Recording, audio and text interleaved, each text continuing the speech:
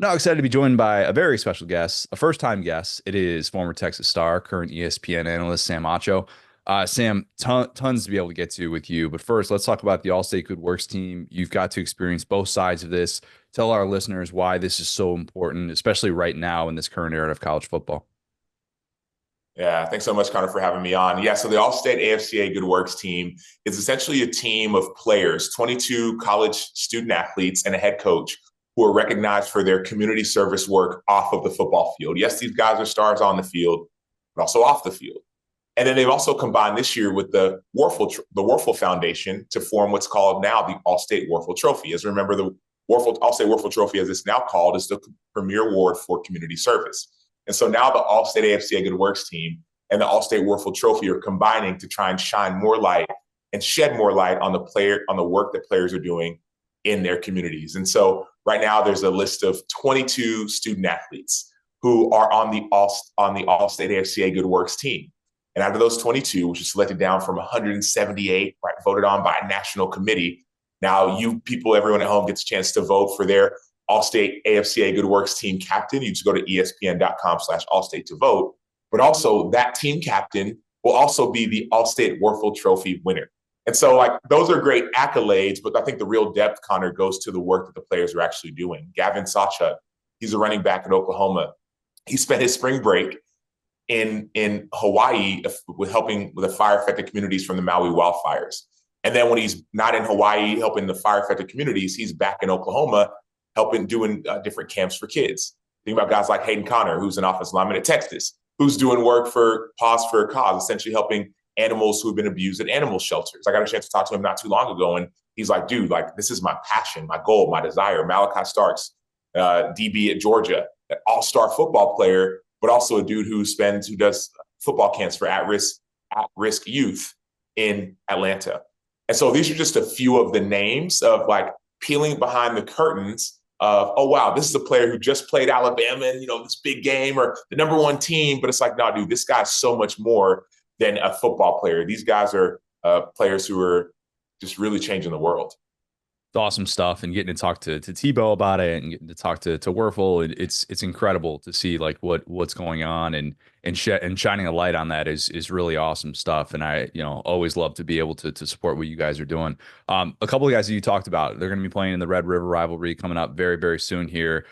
Give me any sort of path for Oklahoma to make this a game, because I don't know that a bye week is suddenly making the Sooners healthy at those receiver spots. And then again, even if they were, Texas secondary is so good that I don't know if they'd have that matchup. What's the path for Oklahoma to be able to make this a 4-quarter game and pull one out? One quick thing before I go to the path, and you reminded me because you were talking about Tim Tebow and Danny Werfel. Just one quick thing. So I didn't you talk about the path and like big games. I didn't get a chance to. Tim Tebow and I are both, we help represent the Allstate AFCA Good Works team, and we both won the Allstate Warfel Trophy, et cetera. Tim and I never got a chance to play each other, right? They went to the national championship, and our team was right under them. We thought we were going to go this whole kind of thing, and I admired him from afar. But I'm an outside linebacker. I want to go and sack the dude, right? But like now, getting a chance to know him, I'm like, dude, this guy's real deal. I think about just real quick me going back when I was playing in like these huge games, right? Red River Rivalry or whatever, the national championship that I got a chance to play in, and Tim as well, winning one, or Heisman, all these things. It's like, yes, playing in these games were huge, and it was everything, and all those things. But dude, for me, getting a chance to win the Allstate Warfel Trophy and to be on the Allstate AFCA Good Works team, like those are up. You talk about like shelves or ladders or things that matter. Like those are things that still matter and that I still talk about. So I know I'm going to get to like the Red River Rivalry, but I just wanted to say real quick is thinking about Tim and then Danny Werfel. Dude, it was kind of like a big deal that like these big time players are playing in big time games and doing big time. I just wanted to make sure guys knew that. And so anyways, yeah, but to your point of Texas versus Oklahoma, right? You talk about it, two of the players, both teams have guys on the Allstate AFCA Good Works team. The path is going to be forcing turnovers from a rusty Quinn Ewers. That's going to be the path. Why do I say that, right? Oklahoma is one of the best teams when it comes to taking the ball away. Like they're one of the best teams when it comes to forcing turnovers. Before going into last week, I believe they had 8, which I don't know if that was number 1, but might have been number might have been number 2. They could have been actually behind Cal. Cal's like number 1, but maybe like top 5 I in think they taking were the ball away. first. I think they were first in the country, They and were Auburn first. was like Okay, first good. in giving it away. Yeah. Bingo. Yeah, because I know beforehand, 2 weeks ago, Cal was up there as well. But so that's what Oklahoma does. And yes, I get it. Jackson Arnold gets benched and trying to figure out the quarterback situation. But this is a game that it almost doesn't matter who's out there. Like, this game is going to be a game regardless. Go back to last year. Texas went to the college football playoff. Texas won the Big 12. They beat Texas Tech 57-7. They go and lose, on a last-second play in the Allstate Sugar Bowl. But who do they lose to in the regular season? Oklahoma. What happened in that game? Quinn Ewers threw an early interception, threw another turnover. So you talk about the path. The path is the fact that this is a huge monumental game, and so people play up to this game. But also, you have a team that's prone to taking the ball away and a quarterback that would not have had played for, 3 weeks? If you had the bye week, 1, 2, 3 weeks, going on 4 weeks almost. So that, I think, is not the path, but a path for Oklahoma. Has Texas failed to meet your expectations, met your expectations, or exceeded your expectations so far? Texas has exceeded my expectations so far. Why do I say that? Sure, you're the number 1 team and all those things, but I think the fact that Arch Manning not only came in and had success early, right? I thought Quinn was going to have success. I thought Quinn was going to have a great year. I thought the defense was going to be solid. But not only that they've won, but the way in which they've won games, to me, has been impressive. And doing that without Quinn, right? There might have been an expectation that, okay, Quinn Ewers might get injured and all these things. Like the last couple of years, Quinn Ewers has missed a couple games, and Arch didn't miss a beat. And of course, there's going to be a learning curve, right? But Texas has exceeded my expectations, but the test still hasn't come yet, right? Like, the test is after this bye week, you got Oklahoma. Then after that, you got Georgia. Season ends with A&M, which, once again, that's another big rivalry game. So far they've exceeded them, but the test still needs to be taken.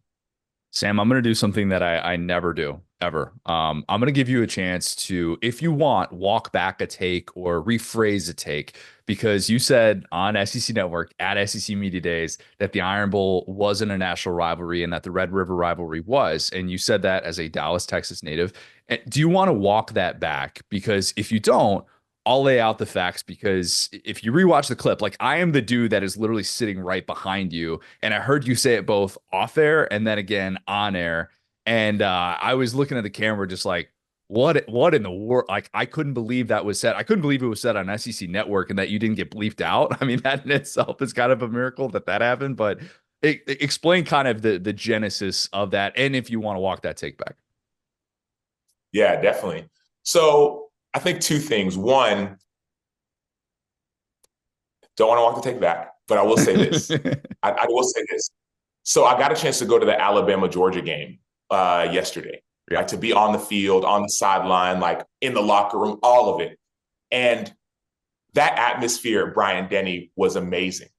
Now, mind you, I played at Texas. We play the Red River Rivalry. I played at Kyle Field, A&M. It's like the loudest place I've been to. And Bryant-Denny was loud. Texas versus even A&M, to me, as a player in that rivalry, that was louder than I heard at Bryant-Denny. Now, mind you, this is Georgia. It's not the Iron Bowl. But that atmosphere had me saying, oh, wow, like, this game, when Alabama plays Auburn, like, that game could be ridiculous. So my thought or take or position is, as far as like the Red River Rivalry, Red River Shootout, like, that's hatred. Now, this, I'm realizing the Iron Bowl is hatred as well. But yeah, so so my position and my thought is that, like, yeah, it's a huge rivalry. And as I'm learning, going to SEC, going to the Alabama-Georgia game, like, dude, that's huge. But also, dude, Texas OU, it's like, even in high school, right? You talked about growing up in Dallas, Connor. I grew up in Dallas, went to not even a football school, small private school. When we played schools in Oklahoma, like, it was hatred. You know what I mean? Like, it was like interstate hatred. And so I think there's a level of that means something as well. Now, I'm sure that Iron Bowl, that Auburn, Alabama is another game as well. But part of my deal is like, dude, Alabama's been dominating that for years. I might you go back a couple years ago, and Auburn's been successful. But for me, it's like, dude, you want a rivalry? It's like, who's going to win? Right? Who is it going to be? When last year, Texas goes to the playoff, but they lose out. Oklahoma. my deal was like, dude, Alabama, and I get it. It was fourth and 30, and Jalen Milroe with the touchdown. But for me, I'm like, Alabama's been more dominant in that conversation. Yeah, it's interesting because like if you look at the national viewership numbers, like none of it supports. And I love the Red River Rivalry and what it's become. I kind of like that it's not during rivalry week, and the fact that it's a game that it feels like a true standalone game that gets built up and all that stuff. And I love that game. So nothing I'm about to say, I don't mean to besmirch that game, but like the national audience still with the Iron Bowl, it's been there every year. Like the 14-year ratings peak, like happened last year, which not so coincidentally like coincides with Texas being most nationally relevant that it's been in that time since you were there, obviously. So like that's the tough part. And I think like if we're just talking about like what's a bigger national rivalry, like the Iron Bowl struggles that Auburn has had, the perceived struggles, Auburn has still beat Alabama more than anybody else since 2010. And like that's kind of the crazy thing. Like in the 21st century, Alabama only has a 13-11 advantage in the Iron Bowl. Meanwhile, OU has a 16-8 advantage in the Red River rivalry against Texas. So like, I mean, I don't know. Like it's a tough thing to kind of say like, oh well, this team doesn't lack relevance, therefore it doesn't have the national appeal. But you got a ton of pushback from that, and I imagine that you've probably I'm not the first person that's had to ask you about that since. Yeah, no, I've got a little bit of pushback, but I still think, I mean, my position is still in, I mean, even like part of it too is like in SEC country, if you will, like for me, it's like, dude, that's a huge game if you're SEC country, but even nationally, like I think Texas OU is another big game as well. Yeah, I think there's nothing wrong with saying Texas OU is awesome. Like the pageantry that it's going to get in the SEC is going to be fantastic, and the fact that the SEC just gets to kind of adopt that to one of its own is going to be really fun. Real quickly here, I do want to go back. I have a question about your career before I get to some rapid fire here. You played in a fascinating time at Texas, obviously, and I've talked to your teammate Fozzie Whitaker about this. You're a part of that '09 title game, and the title game against Bama, it's 6-0 when Colt goes down. It's 6-0 when Colt goes down. Garrett Gilbert has the 4 picks. The rest is history. What do you remember specifically about that night? Specifically, I remember Colt going down. I remember Blake getting an interception punt early in the game and us feeling like, dude, we got this game going. But also that injury to Colt definitely was not exciting. And then I remember being in the locker room and kind of the struggle of like, are we going to be able to come back? And then Garrett Gilbert coming back and finally us having a little bit of hope. And then I think there was a late fumble, or a defensive score on their end, or at least something, they got some momentum, and then we didn't end up finishing the way we wanted to. That was an unbelievable game with unbelievable players, and it was a blast. Okay, best Muschamp story then, because I know you got you got a Muschamp story with him as a DC. Like we've all seen the clips of him in his early days, and I imagine getting chewed out by Muschamp is a one-of-one experience. Yeah, no, there's a couple. I think one of them I shared at the SEC Media Day while we were there. Is I think one of them is just almost like every morning he'd be like, he was wired.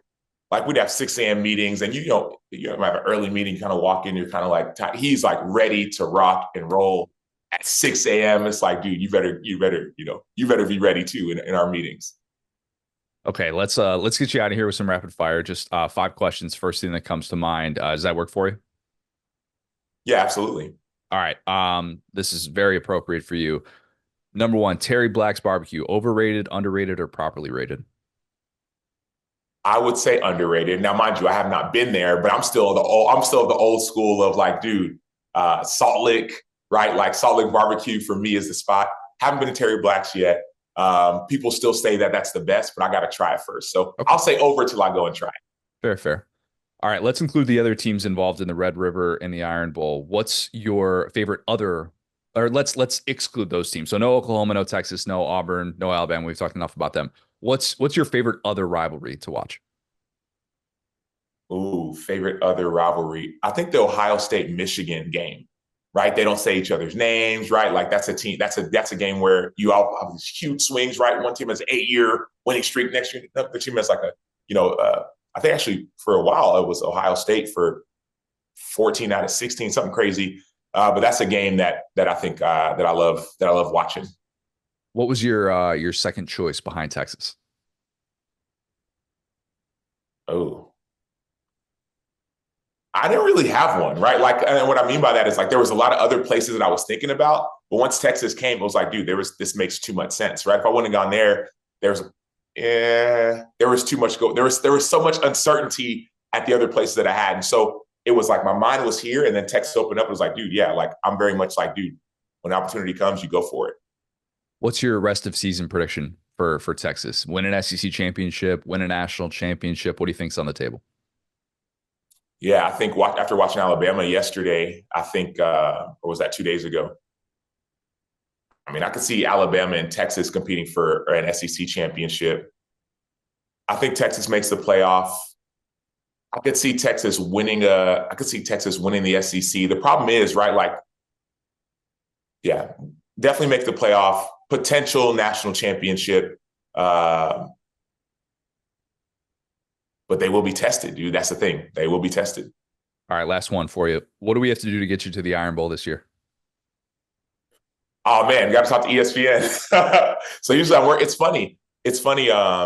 Usually I'm in studio on Saturdays or on weekends, and then this year I'm getting a chance to call games. So the fact that I got a chance, I was calling the UAB game in the morning, and actually drove to Tuscaloosa to watch the to Alabama Georgia, which was awesome. And so we'll see. I'm trying to figure out how to get there, figure out how to get to Texas Georgia, figure out how to get to back to the Red River. I don't think I've ever been to the Red River Rivalry as a fan. Yeah. I've only been as a player.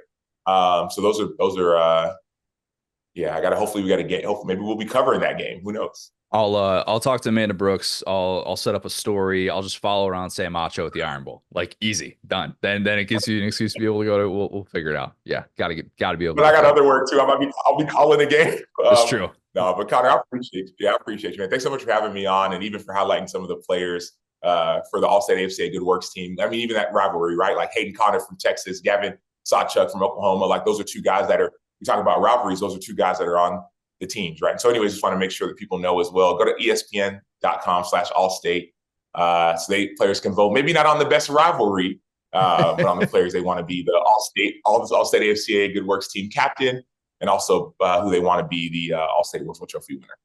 Awesome stuff. Really appreciate it, Sam. Best of luck with everything. Awesome. Thanks.